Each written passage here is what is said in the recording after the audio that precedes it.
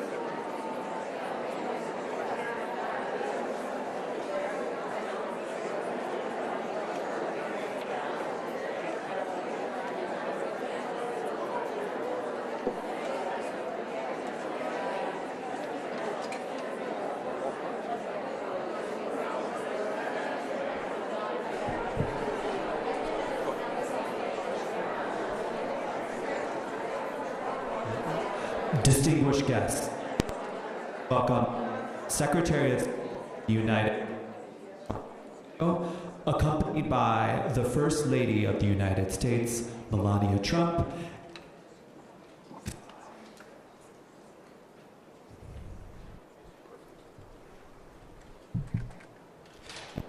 G25.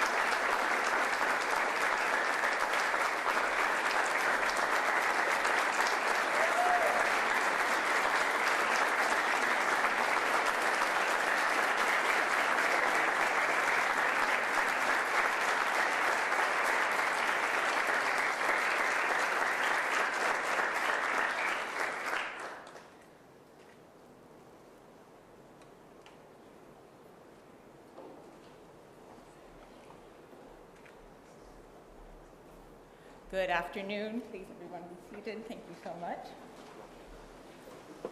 So, good afternoon, everyone. I have to say I'm so excited. Thank you all for being here in this historic setting of the Benjamin Franklin Room here at the Department of State.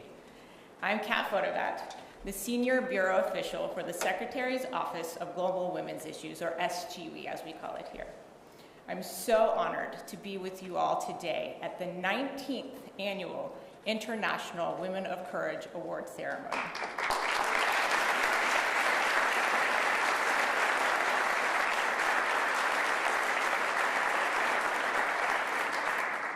We are so excited to have so many distinguished guests and our courageous awardees. I'm so glad the weather in DC greeted you all with our beautiful cherry blossoms and a million blooms, just like the courage blooming all over the world, inspired by the incredible women we honor here today. Established by former Secretary of State Condoleezza Rice, this annual award celebrates women leaders from around the world who have demonstrated exceptional courage, strength, and leadership, often at great personal risk or sacrifice.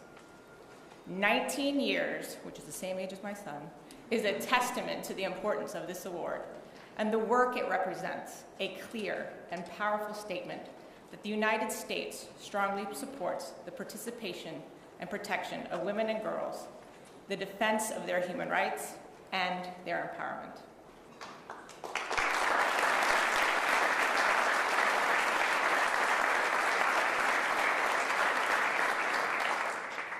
None of this would be possible without leadership and support at the highest levels, starting with President Trump. Thank you to First Lady Melania Trump and Secretary Rubio for your deep, long-standing commitment to women and girls globally. We are so thrilled to have so many members of the Cabinet and Congress and their staff here as well. I'm so proud to be here representing SGW.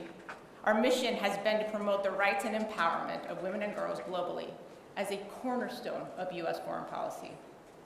As President Trump said, when women are empowered to participate in civic and economic life, their communities, their families, and countries are more prosperous, healthy, and safe. My office works across three main areas that, as the Secretary outlined, advances the President's America First vision. Making America safer by ensuring the protection of women and girls from violence, a central part of securing our border, combating terrorism, and fostering global peace and security. Making America stronger by advancing women's meaningful participation in political, peace, and security processes, leading to longer-lasting peace and stability around the world. Making America more prosperous by supporting women's economic empowerment and fostering American investments, innovation, and interest over our strategic competitors. Now, the International Women of Courage Awards highlight the critical role women play in peace and stability. The 8 individuals who you will learn more about in just a moment embody those American values abroad and promote efforts that their countries and regions are more secure. I am pleased now to introduce their stories to you. Please see the screen.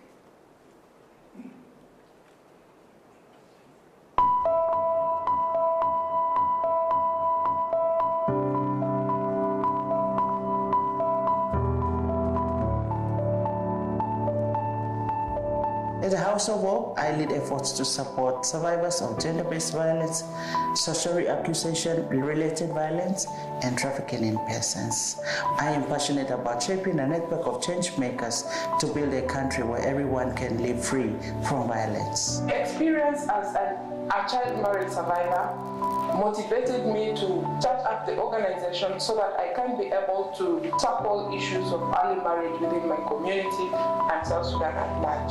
WOJE has empowered more than 15,000 survivors in the communities. أعمل في مجال المختطفين والمخفيين قسرا والمعتقلين تأسفا. نعمل مع الأمهات وبنات الرابطة والنساء المختطفين من أجل الإفراج عن أبنائهم، والسلام دائما يبدأ من قلوب الأمهات.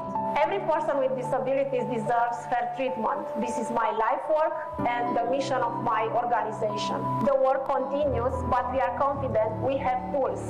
Change is possible. La question des droits humains est très problématique parce que mal comptée, J'ai des motifs de satisfaction quand je réussis à convaincre les autorités à défendre un défenseur des droits humains. Et aussi quand des personnes braquées contre les droits humains me disent « Madame, à l'issue de votre sensibilisation, j'ai compris, je m'engage à sensibiliser ma communauté. » On October 7th, I was taken hostage by Hamas terrorists. I survived 55 days in captivity. Upon my release, I vowed to tell my story because keeping it inside would destroy me. Courage for me means standing up for what you believe in. It means being true to your values and choosing hope and love even when faced with darkness. I'm a journalist, and that's how I want people to see myself. And that's how I've made people see myself. The corruption story is unfortunately not going to end. And the impact I want to have is not to change governments. I want systems to change. I want laws to be put in place. I want institutions to be strengthened so that people are not able to abuse them. And that is what we have, as investigative journalists, always fought for, and that's what I will keep fighting for. Conserving Tubataha is ensuring the food security of the country. As a marine protected area, we have become a model for other marine protected areas. We have brought pride to the country, and we have contributed to the global conservation goals.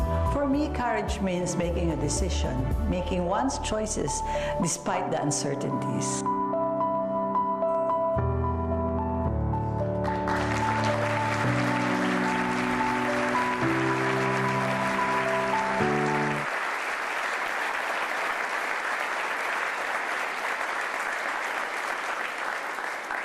I think you can see the clear courage amongst all these incredible women.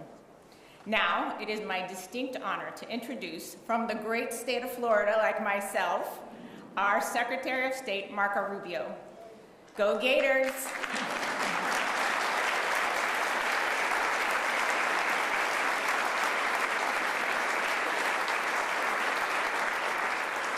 Secretary Rubio has been a long, dedicated champion for women and girls around the world. As a U.S. Senator, he worked tirelessly to advance policies that strengthen women's roles in peace and security efforts, recognize their critical contributions to global security and American strength. He also worked to ensure that girls, particularly in conflict zones, have access to education. He played pivotal roles in making sure their efforts to end violence and human trafficking, striving to create safer environments for women and girls around the world. As a father of daughters, I know his passion for these issues is also deeply personal, driving his commitment to a future where all women and girls have the opportunity to lead, succeed, and thrive. Mr. Secretary, over to you. Thank you. Thank you. Thank you very much for all of you for being here. Madam First Lady, thank you for joining us. We're so honored you would be here today with us at the State Department. All of our award recipients, you'll hear about them more in a moment. You saw that video, very moving, very touching. We'll learn more about them. All of my colleagues and distinguished guests. A special recognition for the members of our cabinet are here today. Why don't you guys stand up so we can recognize you? Our Attorney General, the Secretary of Small Business, of Education, and of Labor.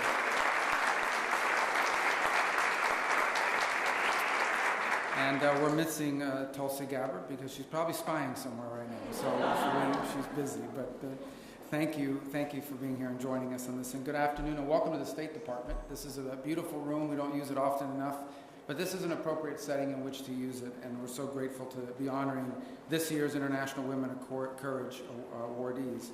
This has been going on since 2007, when one of my predecessors, Secretary Condoleezza Rice, instituted this award. And since then, recognized over 200 women for their work promoting peace and prosperity and human rights in communities and in countries across the world.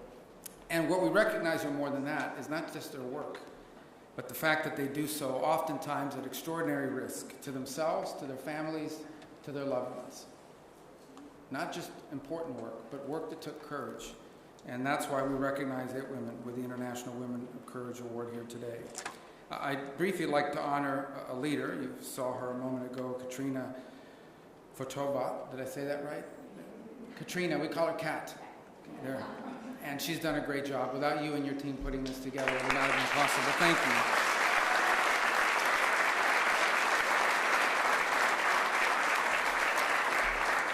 I want to also personally thank the woman of courage who lives in my home, my wife Jeanette, who really gets to join us.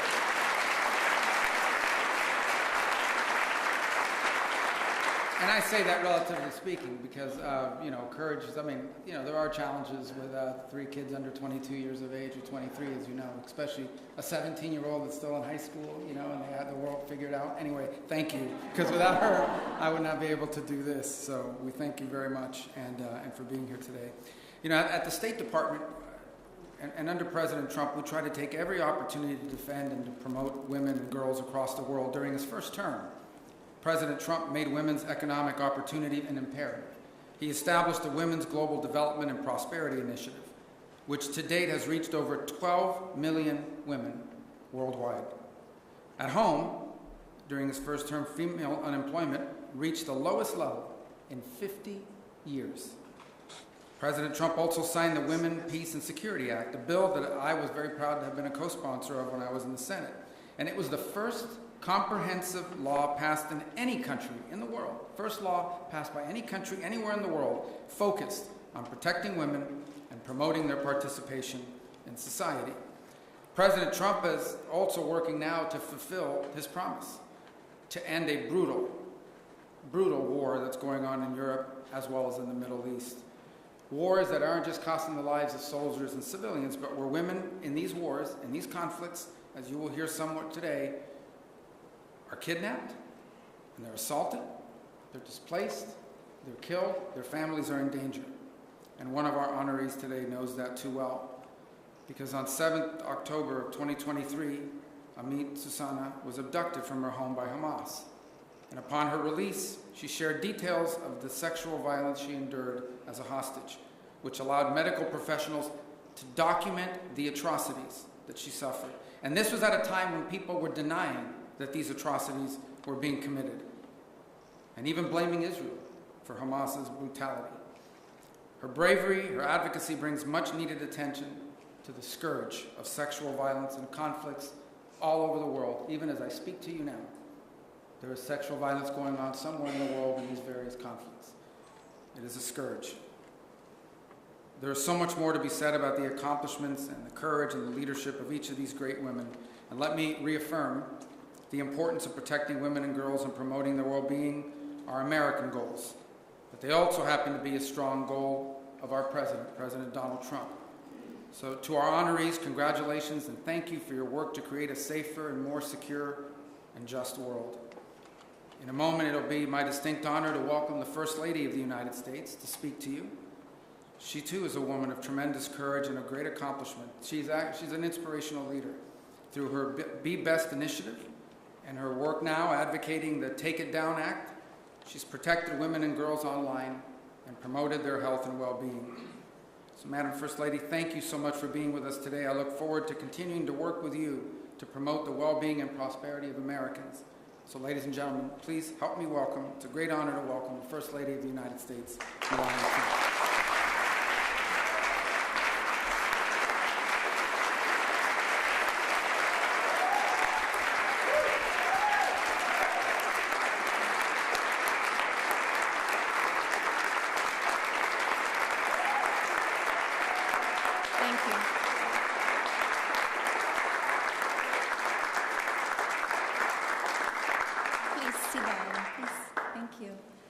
Good afternoon, and thank you, Secretary Rubio.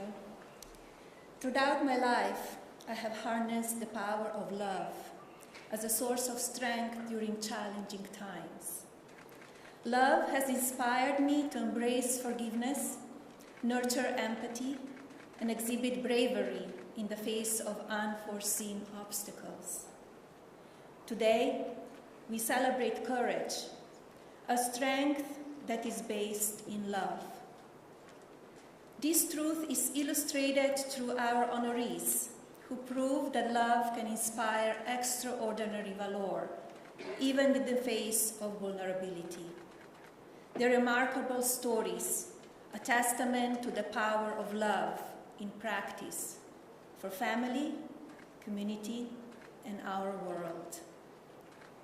This is especially evident in places where their passion defies convention and when it has been shown at great personal risk of stigma, persecution, or harm.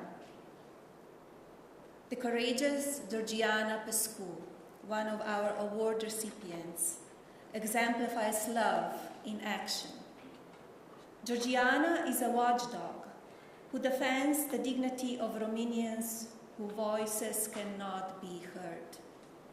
She fearlessly enters facilities designated as care centers to rescue people with disabilities who are unwittingly held captive. In fact, Georgiana usually shows up unannounced and discovers the unimaginable. Helpless adults and children bound, sedated, starving, and in extreme cases dying. Thanks to Georgiana's brave work, dozens of offenders have been charged with human trafficking, exploitation, and even organized crime. We are honored to join an exceptional assembly of brave women who have shown their love and refuse to let fear or hardship define them. Their collective achievements and dedication move us all. Let us also take a moment to acknowledge those who persist in their struggles. For each of them, love serves as a powerful catalyst, instilling a profound sense of purpose in their endeavors. To the women who are driven to speak out for justice, even though their voices are trembling.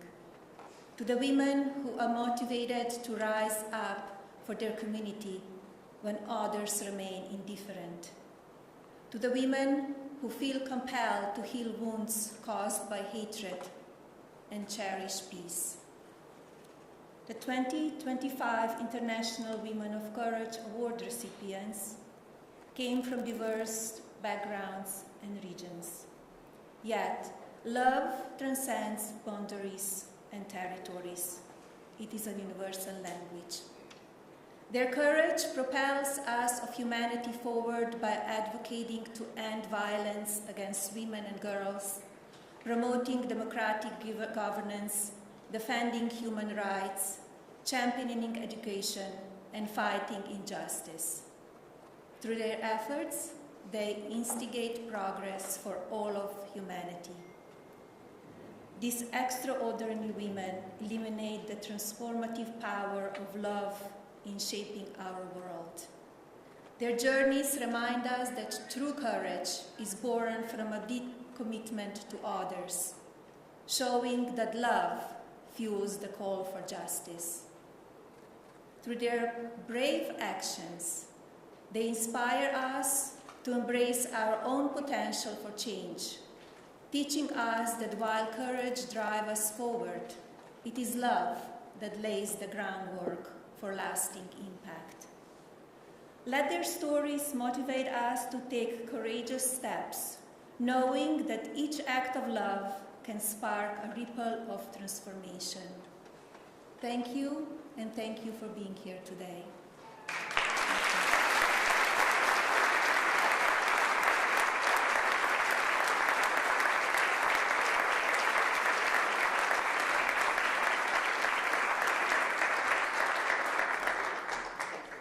Thank you. Beautiful remarks, weren't they? Just lovely. Thank you, everyone. I'm Tammy Bruce. I'm the spokesperson for the U.S. State Department. You guys are also great. Great looking room here. And it's an honor and a pleasure to be here with all of you. So good afternoon, Madam First Lady, Secretary Rubio, Mrs. Rubio, and distinguished guests. Today we celebrate the extraordinary achievements of 8 women from across the globe who have demonstrated unparalleled courage, resilience, and leadership in the face of adversity. These remarkable individuals have shown us that courage knows no boundaries and that the strength of the human spirit can overcome even the most daunting challenges. As we honor these exceptional women, we are reminded of the importance of their work and the impact these women have had on their own communities and beyond. Their stories inspire us to continue striving for a world where every woman and girl can live free from fear, discrimination, and violence. We are deeply grateful for their contributions, and for the example that they set for future generations. Their courage reminds us that each of us has the power to effect that change and that together we can build a more just and peaceful world. And they're here with us today, not just on video, but these women have joined us today here on this stage. It is an honor to stand here with all of you. And we have some awards. We're going to begin that right now. Here we go. First of all, Amit Susanna from Israel was the first Israeli hostage from the October 7th attack to publicly recount the sexual violence she suffered while held captive in Gaza by Hamas. By bravely speaking out about the unspeakable horrors she endured, she showed the world the power that one individual can have when faced with unimaginable cruelty. Shall we?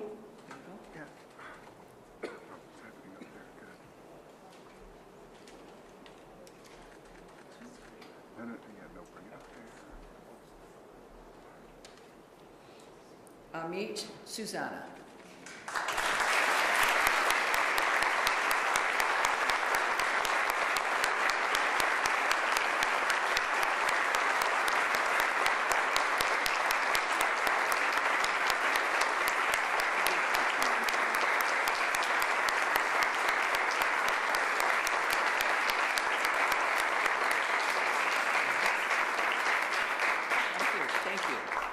Henriette Da from Burkina Faso is a human rights defender and a leader in organizations that promote religious tolerance and women's rights. In 2018, she was appointed president of the National Human Rights Commission in Burkina Faso. Henriette Da.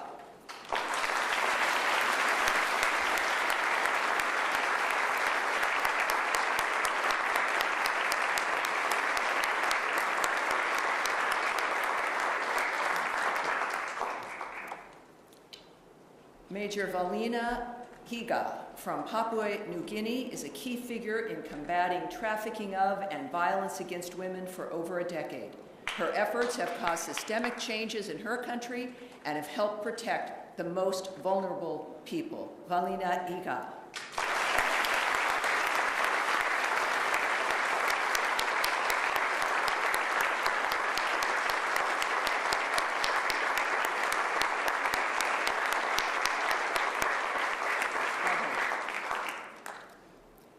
Angelique Sanko from the Philippines, also known as Mama Ranger, leads a small team of rangers protecting the Tabuta Reefs National Park from illegal fishing and poaching. Her work on maritime law enforcement includes a passion for rehabilitation and conservation. Under her leadership, the reef has seen dramatic decreases in trespassers in that protected area. Angelique Sanko. Mama Ranger.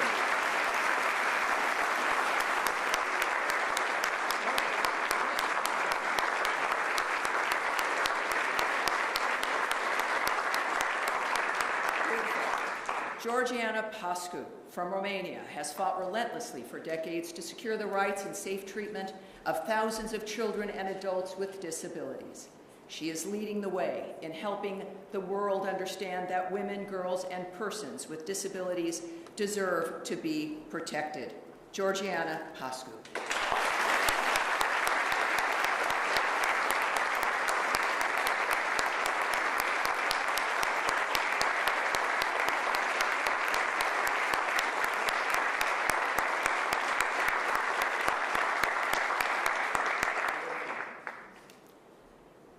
Zabib Musa Loro Bakit from South Sudan is a women's rights leader in post-conflict settings and has held several regional and national leadership positions. Ms. Bakit is the founder and executive director of Women for Justice and Equality, the leading implementer of women, peace, and security grassroots programming across South Sudan. Zabib Musa Loro Bakit.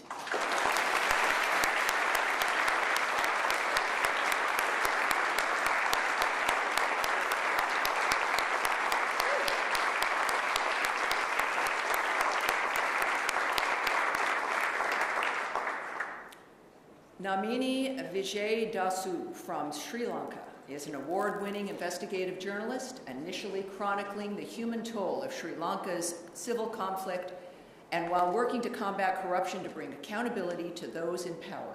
Her work not only aims to hold the most powerful accountable, but also fosters dialogue on reconciliation, paving the way for a new generation of reporters. Namini Wajidasa.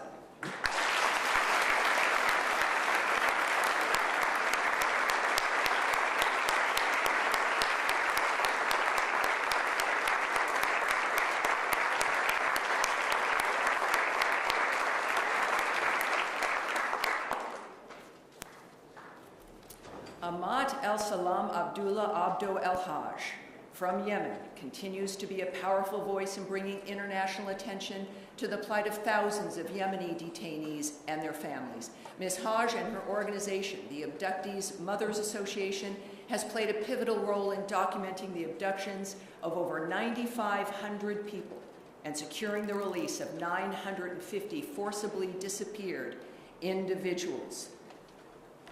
It is just remarkable dynamic. Ahmad El-Salam Abdullah Abdul El-Haj.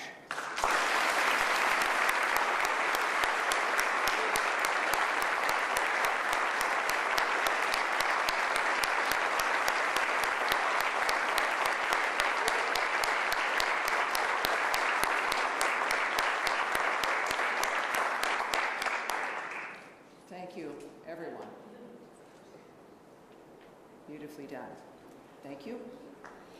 Thank you very much. And now, if I may, further in here, I have the distinct honor of honoring once again and welcoming Amit Susanna from Israel to the podium to speak with you a bit more, providing her remarks about her journey. Amit.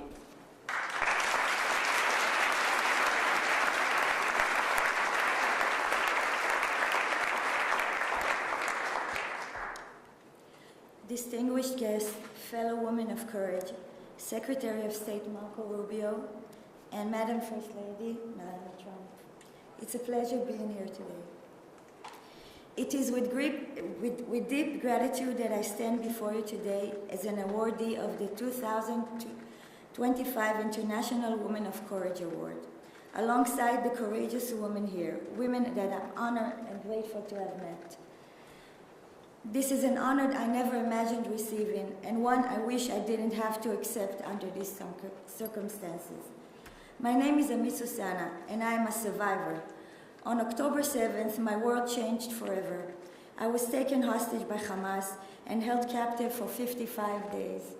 55 days of fear, of pain, and of being stripped of every freedom I once took for granted. In captivity, I had no control over my body, no control over my life. I resisted as best as I could, but it was not enough to stop what happened to me. The darkness was suffocating, yet even in the darkness, there was one thing they could not have taken from me: the strength my mother installed in me, the belief that we must always stand for what is right, no matter the cost. Courage to me means standing up for what you believe in, even when the odds are against you. It means staying true to your values, choosing hope when despair threatens to take over, and choosing love when confronted with hate. It is an incredible honor to stand before you today, but it is also a deeply painful moment. While I am here, my friends remain in the darkness. 543 long days and nights, they are still suffering, still waiting, still hoping. Their voices remain unheard, so I will speak for them. We cannot move forward until they are free. I vowed that if I would survive, I would never be silent. I would speak not just for myself, but for every woman who had been silenced. When I first told my story, I only wanted to raise awareness about the horrors of captivity and the terror of October 7th. But my story became part of a much bigger conversation, one about sexual violence, about war, and about the unimaginable strength of women in the face of brutality. Women from all over the world reach out to me, sharing their own stories, their own pain. Their suffering is real, their wounds are deep, and yet they endure, because that is what we as women do. Today, I understand the true meaning of freedom in a way that I never did before, not as something to be taken for granted, but as something fragile and scarce. To simply step outside and look at the sky, to see the moon and the stars, to breathe, to choose one's own path. These are privileges I will never again overlook. In Israel, we're about to celebrate Passover, the story of liberation, of breaking free from bondage.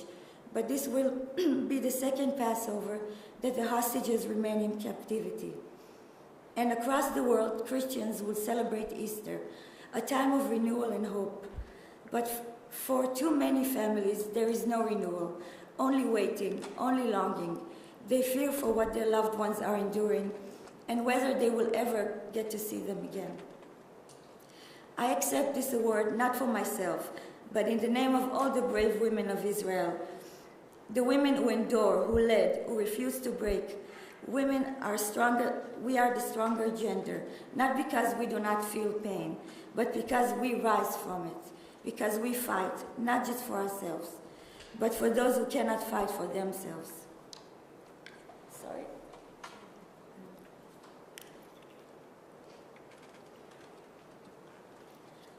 This award comes at a critical moment. The hostages cannot wait. Every single day that passes is another day of unimaginable suffering. With every passing moment, their pain deepens, their hope fades, and their chances of survival diminish. I call on the world to act, to bring them home now, not tomorrow, not next week, now. I am deeply grateful to President Trump and his administration for their role in the last hostages exchange. And I trust that they will continue their efforts until every last hostage is free. The International Women of Courage Award is more than an honor. It is a responsibility. It is a reminder that courage is not just about standing strong. It is about standing together. It is about fighting for those who cannot fight for themselves. It is about choosing justice over silence, action over fear. I want to express my deepest gratitude to the U.S. Secretary of State for its dedication to the International Women of Courage Award. For years, this initiative has honored extraordinary women who champion justice, equality, and human rights, amplifying their voices and inspiring change worldwide. Their stories remind us all of the profound impact that one person's bravery can have over the world. By recognizing their courage, the State Department has played a vital role in empowering women. Thank you for continuing this important tradition, for supporting these courageous leaders, and for ensuring that their efforts do not go unnoticed. May we never stop fighting for those in the darkness. May we never take our freedom for granted. And may we as women continue to lead the way towards justice, towards peace, and toward a world where no one is left behind. Thank you.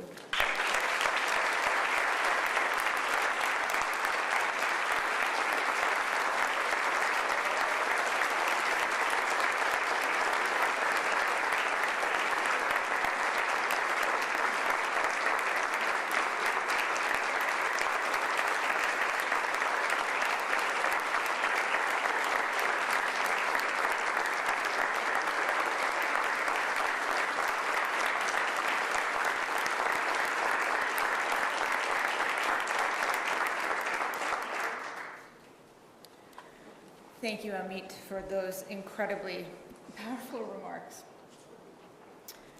Your story and those of the other women honored here today represent the stories of countless courageous women around the world who each day make their communities and regions safe and more peaceful and more secure. To all of our IWOC awardees, and you all haven't seen this, but they are such sisters right now already, and it's been just a few days, and it's beautiful, and I have so many funny stories to tell of all of them. To all of our IWOC awardees, Henrit, Amit, Major Valina, Angelique, Georgiana, Zabib, Namini, and Ahmad. Your tireless, courageous, inspiring work drives us forward. I want to take a moment and quote our First Lady, that courage is strength in love. That was beautiful. Thank you so much. Your bravery and tenacity to defend the rights and liberties of the most in need embodies American values abroad. May a million flowers continue to bloom all over the world from the power of your courage and voices. I also want to take a moment to, again, acknowledge that the Madeleine Albright Honorary Group Award for International Women of Courage is given to the student women protesters of Bangladesh. And I want to thank all of our awardees for traveling great distances, taking great risk to themselves and their families to accept this award. Our sincere hope is that this award will be a stepping stone that will help you reach more people with your incredibly important work. And we will all, in this room and everyone watching, continue to be champions for those efforts.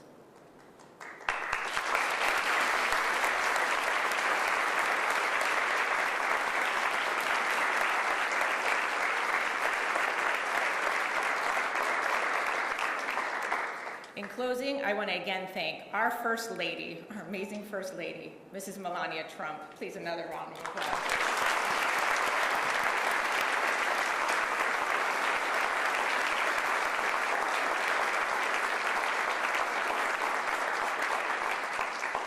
And my boss, Secretary Rubio.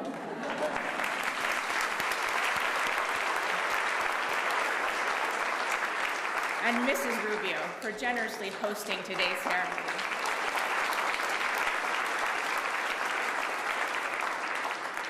And I also want to thank our spokesperson, Tammy Bruce, for just taking the time to always be such a champion and doing our daily press briefings across the department and continuing to champion the efforts of women.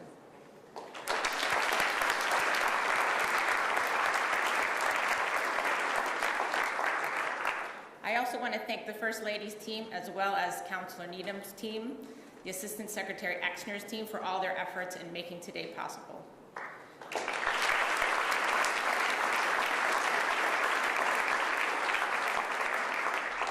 And a huge, huge shout out to our wonderful SGWE Secretary Office of Global Women's Issues team as well.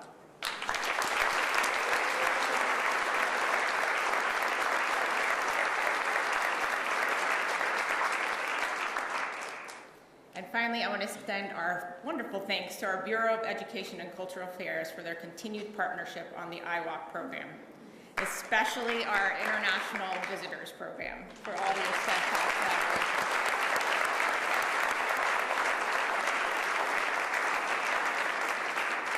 We are so grateful for you all to be here today, and there is a reception in the Jefferson room next door, so please, please join us for that. And again, thank you to all these incredible women of courage.